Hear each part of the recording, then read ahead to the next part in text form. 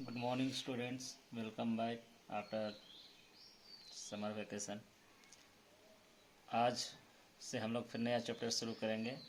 जैसा कि आप लोग को समर वेकेशन में मैंने दे दिया था, ये हाफ ईयरली का सिलेबस दे दिया था and I think that you have completed. आइए आज एक नया चैप्टर फिर से शुरू करता हूँ, मुझको आवाज़ लगाना। और ये पोएम है, कविता है।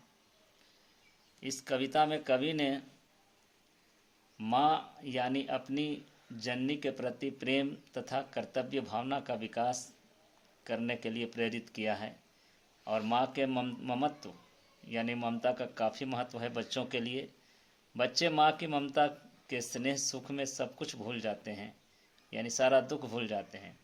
ठीक उसी प्रकार हमारी जन्मभूमि यानी भारत माँ, हमारी मातृभूमि भारत माँ के प्रति भी प्रेम की भावना को विकास करना और देशभक्ति की भावना को विकास करने के लिए ये कविता हमें प्रेरित करता है। आइए देखते हैं कविता को। नभ के चांद सितारे ला दूं, माँ कह दे तो तेरे चरणों पर पर्वत का भी शीश झुका दूं, बस मुझको आवाज़ लगाना। इस कविता के माध्यम से कवि एक बच्चे के माध्यम से ये कह रहा है कि माँ, अगर तू कहे तो नभ यानी आसमान के चांद सितारे ला दूं और तेरे चरणों पर, तेरे कदमों पर ला के डाल दूं, पर्वत का भी शीश झुका दूं, सिर्फ एक आवाज़ लगाना। यानी जब भी तुझे मेरी ज़रूरत पड़े, मैं मातृभूमि की रक्षा के लिए हमेशा तत्पर हूँ। तेरे दरवाजे का माँ मैं शक्तिमान प्रहरी हूँ।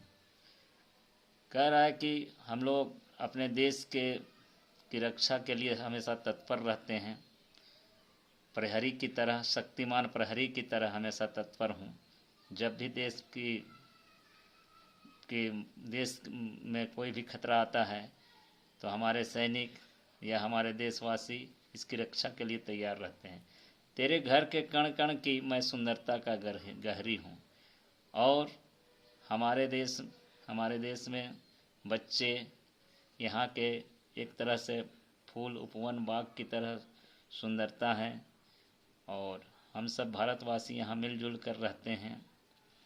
तेरी पावन छवि पर यूँ मैं एक डिठौना हूँ। डिठौना कहते हैं काजल का टीका।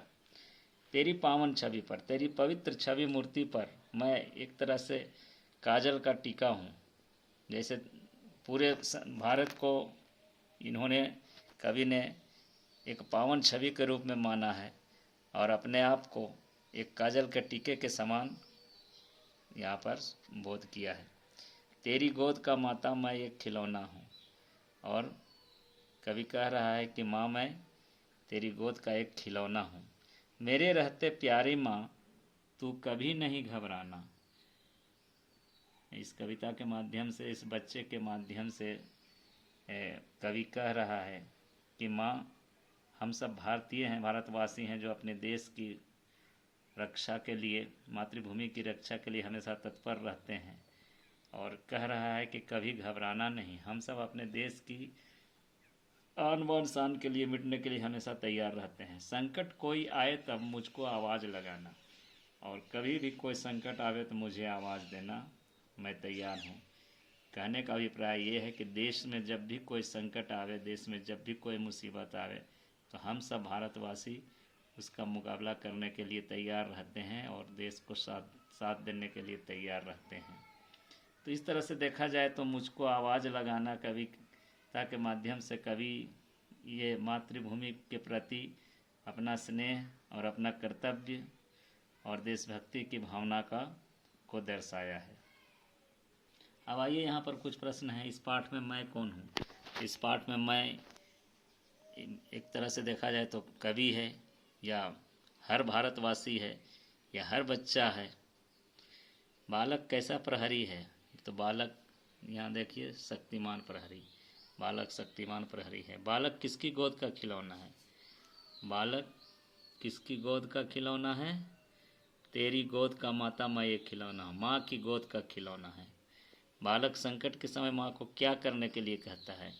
बालक कह रहा है, देखिए, मेरे रहते प्यारी माँ, तू कभी नहीं घबराना, संकट कोई आए तब मुझको आवाज़ लगाना। बालक संकट के समय माँ को आवाज़ लगाने के लिए कह रहा है, यानी कह रहा है कि मैं हमेशा तत्पर हूँ। आइए इसके अभ्यास को देखता हूँ। इधर शब्द और उनके अर्थ हैं, वर्ड मीनिंग है, इसको सभी लोग याद कर लेंगे। नभ आकाश, स्काई, सीट हेड, प्रहरी पहरेदार यानी वॉचमैन, छवि मूर्ति इमेज, संकट मुसीबत ट्रॉवल, चरण पैर पाँव फुट, शक्तिमान शक्ति से भरा हुआ फुल ऑफ पावर, पावन पवित्र प्योर, डिठौना काजल का टीका ब्लैक मार्क, प्यारी प्रिय डियर। ये पर्यायवाची शब्द है, इसको आप लोग पढ़ लोगे। यहाँ पाठ से प्रश्नों के उत्तर यहाँ से देख के, और ये कविता का भावार्थ स्पष्ट करो। मेरे रहते प्यारी माँ, इधर से जो जो बनेगा उसको बना लेना है। फिर बाद के वाले वीडियो में जो भी आंसर क्वेश्चन नहीं बनेगा उसका आंसर दिया जाएगा। ये सब आप लोग इसको कर लेंगे।